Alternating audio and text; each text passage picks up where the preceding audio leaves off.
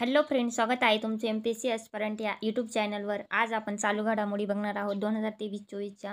तर अत्यंत महत्त्वाचा व्हिडिओ आहे मित्रांनो, व्हिडिओ शेवटपर्यंत बघा। जर व्हिडिओ आवडत असेल तर व्हिडिओला लाईक, कमेंट आणि शेअर जरूर करा।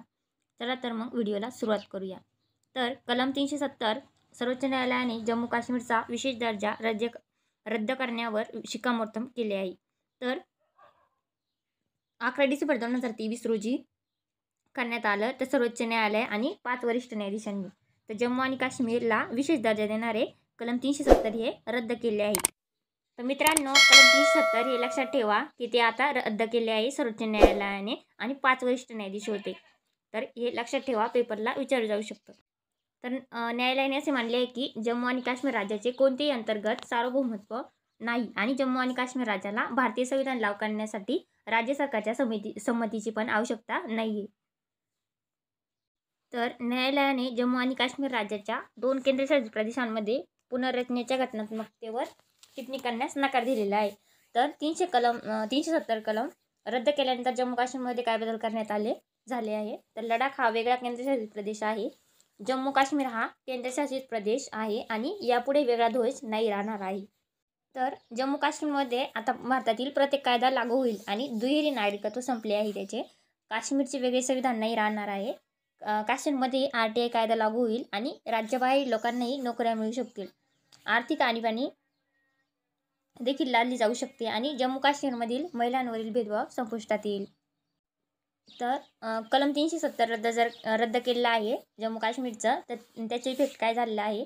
तर जम्मू काश्मीरमध्ये प्रत्येक कायदा लागू होईल आणि दुहेरी नागरिकत्व पण राहणार नाही आणि काश्मीरला वेगळं संविधान पण नाही राहणार आहे आणि बाकीच्या बाहेर राज्यातील लोकांना पण तिथं नोकऱ्या करू शकते आणि आर्थिक आणीबाणी देखील लादली जाऊ शकते आणि जम्मू काश्मीरमधील महिलांवरील भेदभाव पण संपुष्टात येईल।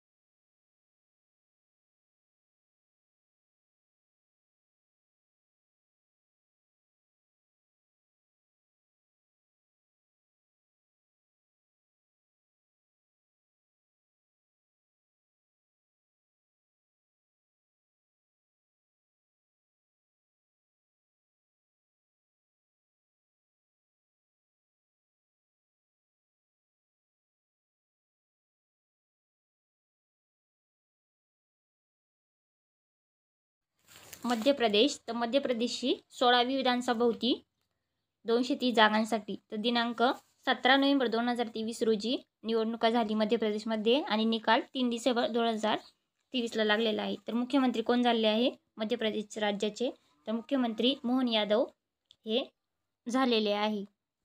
तर विद्यार्थी मित्रांनो, एकूण मतदाता किती होते, तर ते 5,60,58,521 एवढे मतदाता होते आणि उमेदवार किती होते उभे राहिलेले, तर ते 2533 एवढे उमेदवार उभे राहिलेले होते। तर मध्य प्रदेशमध्ये BJPच्या 163 सीटा आलेल्या आहे आणि INC याच्या 66 आलेल्या आहेत। तर भारत आदिवासी पार्टीचा 1 सीट आलेला आहे। त्यानंतर छत्तीसगड, तर छत्तीसगडच्या राज्याच्या निवडणुका कधी झाल्या, तर त्या 7 नोव्हेंबर आणि 17 नोव्हेंबर 2023 या दरम्यान झालेल्या आहे। 2 टप्प्यामध्ये झालेल्या आहे निवडणुका, 7 नोव्हेंबर आणि 17 नोव्हेंबरला। तर 5वी विधानसभा जागा किती होत्या, 90 जागांसाठी होते, बहुमत 46 लागतात। तर मुख्यमंत्री कोण झाले, विष्णुदेव साई हे मुख्यमंत्री झाले छत्तीसगड राज्याचे आणि राज्यपाल कोण आहे तिथले, तर ते विश्वभूषण हरिचंदन हे आहेत। तर पक्षीय बलाबल, तर BJPला 54 सीट मिळालेले आहेत, INCला 35 सीट मिळालेले आहेत आणि गोंडावना गणतंत्र पार्टीला 1 सीट मिळालेलं आहे। तर तिथं सत्ता कोणाची आली आहे, तर तिथं BJPची सत्ता आलेली आहे। तर राजस्थान, तर राजस्थानची कितवी विधानसभा होती, तर ती 16वी विधानसभा होती आणि त्यांचं मतदान कधी झालं, तर 25 नोव्हेंबर 2023 झालेली आहे आणि 200 सदस्यसंख्या 199 सदस्य होते। तर निकाल 3 डिसेंबर 2023 रोजी जाहीर झाला आणि मुख्यमंत्री कोण झाले इथले, भजनलाल शर्मा हे झाले आहे आणि राज्यपाल कोण आहे तिथले, तर कलराज मिश्रा हे राज्यपाल आहे राजस्थानचे। राजस्थानमध्ये BJPच्या 115 सीट आलेल्या आहेत, INCच्या 70 आणि भारत आदिवासी पार्टीच्या 3, बहुजन समाज पार्टीच्या 2, राष्ट्रीय लोकदलचे 1 आणि अपक्ष 8 आलेले आहे. तर एकूण 200 जागा होत्या.